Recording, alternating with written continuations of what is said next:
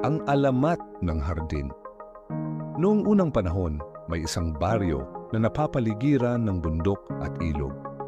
Sa gitna ng baryong ito ay may isang bakanteng lupa, tuyot, mabato at walang gustong tumira. Wala kang makikitang halaman o puno at sinasabi ng mga matatanda na sumpa raw ang lugar na iyon kaya walang tumatagal.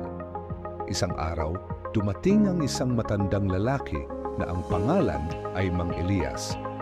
Tahimik lang siyang naninirahan at araw-araw ay makikita siyang nagbubungkal ng lupa.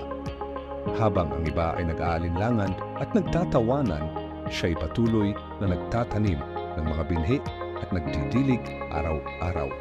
Lumipas ang mga linggo at unti-unting tumubo ang mga halaman. Sumibol ang mga bulaklak na may makukulay na petals. Ang mga punong itinanim niya ay nagkaroon ng matatamis na bunga.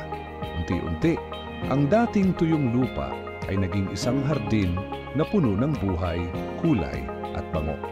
Isang batang lalaki ang lumapit kay Mang Elias at nagtanong, "Bakit dito ka nagtanim sa lupang walang halaga?" Ngumiti si Mang Elias at sumagot, "Dahil ang tunay na kagandahan ay hindi nakikita agad.